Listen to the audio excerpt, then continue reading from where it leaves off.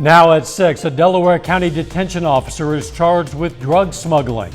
Plus, a reality TV star is sentenced to prison for child pornography. And a University of Missouri researcher has been using wastewater samples to detect COVID early throughout the Show Me state. I'm Bronte Sorotsky, how this could be used to detect other illnesses down the line. The 4 states' most watched news starts now. A lawsuit alleges that a Barton County jailer bartered with inmates for sexual favors. This is KOAM News at 6. In the lawsuit, a woman who was an inmate claims she and others were sexually abused and deprived of rights at the Barton County, Missouri jail by Deputy Antonio Azua.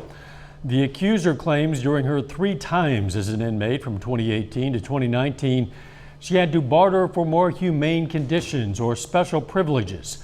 The plaintiff also claims she was raped by Azua while she was shackled. And she says she had to perform a sexual favor in order to drink water out of a sanitary container. Defendants in the case have filed a response denying the allegations. A Delaware County detention officer is arrested accused of smuggling contraband into the county jail. Anthony Cornell faces charges of bribery, official misconduct, 2 counts of introducing contraband into a penal institution, and possession with intent to distribute. Court documents show an investigation was launched after the jail administrator learned about the contraband being smuggled. A former reality TV star is sentenced for child pornography in Arkansas. A judge sentences Josh Duggar to 12 years in prison after he was convicted for receiving and possessing child pornography. He was arrested in 2021 after a Little Rock police detective found child porn files were being shared by a computer traced to Duggar. The U.S. District Judge denied Duggar a new trial. Let's check in with Doug Heddy for a first look at the weather. Well, again, showers, thunderstorms across the region during the morning hours, and then most of the afternoon has been okay. Mostly cloudy skies. We still have a couple hit and miss, little isolated storms, but if you are going to get outside throughout the evening hours, in general, we look pretty good, but you can see the big batch of showers and thunderstorms out to our west. This is the backside of this system, so as it rotates in, we'll start to see those thunderstorm chances increasing again late tonight. But through the evening hours, mainly just kind of hit and miss. We look pretty good. Here comes that big batch of showers, thunderstorms rotating back in late tonight into tomorrow morning, and then we're just going to have kind of hit and miss storms throughout the day. For the evening, we slide back through the 60s into the 50s for overnight lows. Are we going to warm up for the holiday weekend? We'll look at that in here in just a bit. See you then. Recurring flooding problems in the Miami, Oklahoma area have led to tension and legal battles involving the city, property owners, and the Grand River Dam Authority for years. Well, now the city has scheduled a town hall meeting to address some of the issues, including the GRDA's operation of the Pensacola Dam. That meeting will be on June 10th from 7 to 9 p.m. at the Coleman Theater in Miami.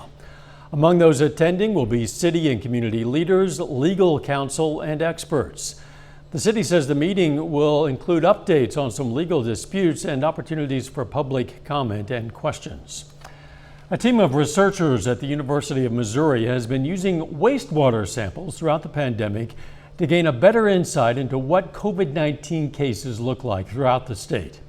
Now, as KOAM's Bronte Sorotsky explains, they're using it to see what other illnesses are present in our communities as well. While researchers can't see into the future, they may have a faster way to see when COVID-19 and other diseases emerge in the area. It may be a little gross, but it also may be the easiest. Poop doesn't lie, so we can always figure out what's really going on. Mark Johnson, a professor at the University of Missouri's School of Medicine, has been working on the sewer shed project since May of 2020. The team of wastewater operators throughout Missouri collect samples to send to Johnson's office. We take this little sample that we extract the RNA from, just like you would in a clinical lab, and we use qPCR, the same kind that, the PCR test that you use to test if you're infected. The only difference is we do it in such a way that we can say not only whether it's present, but how much is present. It's already helped out local health departments generate a better understanding of diseases present in the community. I get a report of watershed testing, and it's helpful in the fact that I can kind of anticipate what's coming. Bergner says he thinks it could be helpful when dealing with other endemic diseases as well. Any virus can be tested in the sewer shed, so whether it's flu or any other type of virus, avian bird flu, some of those other types that we've seen through the years, yeah, we're starting to get technology where we can kind of see that in the sewer shed, and then we can anticipate and prepare for it. So it is a very helpful tool. With the way samples are collected, it could paint a clearer picture of what's actually spreading throughout communities. This isn't the only, readout that health departments get, but it's a good, reliable one that's not affected by your typical factors. In Newton County, Bronte Sorotsky, KOAM News. Samples throughout the state are collected 1 to 2 times per week. A man's remains come home to Missouri more than 80 years after his death at Pearl Harbor. Reporter Betsy Webster has that story. Apparently, we're having some technical difficulties with that report. We'll try to have that for you a little bit later. Coming up, a local children's center is celebrating an anniversary, plus a historic building. The Cherokee Nation says they've donated nearly $500,000 to 136 Northeast Oklahoma volunteer fire departments. Each of the fire departments received $3,500 to go toward equipment, fuel, and other expenses. The tribe makes this annual contribution to help support the volunteer departments that otherwise rely on fundraising to maintain operation. A local organization that helps traumatized children is celebrating 25 years of service. The Children's Center of Southwest Missouri today presented a presentation and get-together. The center first opened its Joplin doors in 1997. Since that time, staff has provided services and care to more than 20,500 physically and sexually abused families. A bigger problem with child abuse, but I think it's also a better job that we've done of getting education out to our community to know that child abuse is not okay. Used to, child abuse was kind of a taboo subject that nobody wanted to talk about, and I think now more people are willing to talk about that and acknowledge that it's not okay. Besides Joplin, the Children's Center of Southwest Missouri also serves Winnett, Butler, and Nevada. The historic Carver League building in Pittsburgh is getting some much-needed renovations. The Pitt State student Zach Burris is serving as construction manager. Burris is a School of Construction major. The building is getting new foundation supports, new walls and a roof, and a new HVAC system. Really, it was the challenge of it. So the renovation, taking an old building that needs completely gutted and redone and trying to make something good out of it. So the challenge of figuring out what's going on with the structure and how I can make it almost new again. Building was an important gathering place for the black community. In the 1950s, they would get together there because of segregation. A little bit later, Colgan is preparing for their appearance in the 2A state baseball tournament. Plus, we're not done with the rain yet. We have more showers and thunderstorms rolling in. We're going to look at that coming up. Well, of course, we had showers. We had thunderstorms once again during the morning hours that produced some decent amounts of rain. Since midnight, over a half an inch. Look at it for the month, which is crazy. We do average about 6 inches in the month of May, one of our wetter months. We are over 11 inches for the year, closing in on 25. Last year at this time, we were at 15. So that's a pretty good amount of rain. All right, Lander Chevrolet, you can see a lot of the cumulus clouds, mid and upper level clouds. We're looking at Interstate 44. It is dry at this time. Most of us have dried out since those thunderstorms earlier. Mid 60s on the Missouri and Arkansas side. Once you get into Oklahoma, southeastern Kansas, mainly lower 60s where the clouds are a little bit thicker, but it looks good. 7th and range line currently sitting at 64. Southwesterly winds at 15. Humidity is at 75%. Through the evening hours, we slip through the 60s into the 50s. Kind of cool tonight. We drop back into lower 50s for overnight lows. Bands of showers, thunderstorms earlier for us today. A little bit of sunshine has popped out, especially in southwestern Missouri. And we can't rule out that we won't get an isolated shower or an isolated thunderstorm. You can see one just to the south of Springfield. That obviously is building back toward the west. This is the back side of the system. That's why it's moving from north to south.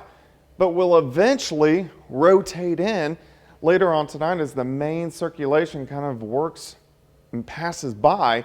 And then once we get on the backside of the system, we just have that one band, and then we look pretty good. All right, let's go through time tonight. Isolated thunderstorm or two trying to pop up. Nothing strong, nothing severe. Hit and miss, isolated showers through the night. Then after 3, 4 o'clock in the morning, here comes that band of showers, thunderstorms. So when you get up in the morning, it's going to be wet in most locations. Hit and miss showers, thunder showers throughout the morning hours. Heavier concentration on the Missouri side through the morning. As we get into the afternoon, still isolated showers and a few thunderstorms. And our temperatures, they're going to struggle. 51 to start, 57 by noon. High temp of only 62. The winds switch out of the northwest late in the day. Hit and miss isolated storms continue to work through during the evening hours, and then we clear out tomorrow night. It's going to be chilly. Upper 40s to start Friday morning. Friday looks fantastic. We're going to have partly sunny skies. High temps into the mid 70s, especially if you're taking it off or making a 4-day holiday weekend. Rainfall amounts, additional amounts, a quarter, maybe a half an inch in spots. So at least the heaviest rain has worked out of here. 62 tomorrow, 75 Friday, 80s for the holiday weekend. Just an isolated storm on Saturday. And then as we head into early next week, we stay mainly into the upper 80s. So of course the unofficial start of summer. No severe weather for the next week. Then you can see low chances start to sneak back in next Wednesday, Thursday, Friday into Saturday to kick off the month of June. But at least we're going to get a stretch to, in general, dry out over the next several days and warm back up, you know, the way it should be for the unofficial start of summertime. Yeah, that's certainly going to feel like summer. Yeah, it'll look good. Thanks, Jack. Hey, when severe weather strikes, you're going to want to stay informed. You can do that by scanning this QR code. It'll take you to the KOAM News Now YouTube page, where our weather team is going to live stream during severe weather events to give you updated information. And while you're there, be sure to subscribe and ring the bell for notifications. Now, a man's remains come home to Missouri more than 80 years after his death at Pearl Harbor. Reporter Betsy Webster now has that story. Newton's remains came in today on American Airlines, thanks to an effort by the U.S. Navy to identify the 400-plus crew members of the USS Oklahoma who were killed at Pearl Harbor. And for this family, if that effort had started much later, this might never have happened. The children of Wilbur Newton's cousins knew Pearl Harbor as a date which will live in infamy. An attack that killed a parent's cousin. My mom mentioned Wilbur a few times when I was growing up. I knew that my father had a first cousin that got killed at Pearl Harbor until 7 months ago. I couldn't have told you what his name was. And nobody really knew what had happened to him. Seaman First Class Wilbur Francis Newton was among more than 2,000 killed that day. Late last year, the son of his oldest living relative, a cousin in nursing care, got the call that his remains had been identified. After 80 years, you give up after a certain amount of time. We weren't actively pursuing this. I thank God in heaven that there are people who were. The remains of those killed were buried in a mass grave in Hawaii. In 2015, the Navy began exhuming the remains of those killed. But they began reaching out to relatives for DNA samples before then. They need maternal DNA to get a match. And the last living relative on Newton's mother's side died in 2012. The Navy managed to reach her before she died. And I'm a believer, and I believe God's timing is perfect. Today, Newton's remains arrived at KCI, where military honors by the United States Navy were performed as he was transferred from the plane to the funeral hearse for a burial this weekend in Mound City, Missouri. Only after getting the call from the Navy did his cousin's children learn his parents had a grave and marker set aside for him next to theirs, purchased before their deaths in the late 1940s. So this story is 80 years in the making, and never thought that this would ever happen. It's peaceful, finally. More than closure, even. I mean, it's peaceful to know that he's going to be there in a plot selected by his parents, with his parents. The marker that's already there, put up by his parents, it's where he belongs. More than 50 cousins are going to be at that funeral service in Mound City, Missouri on Saturday. Still ahead, Crowder College softball aims to stay alive in the national tournament, and the Colgan Panthers prepare for a showdown with the undefeated Crest Lancers in the first round of the state tournament. We're going to hear from the Panthers coming up.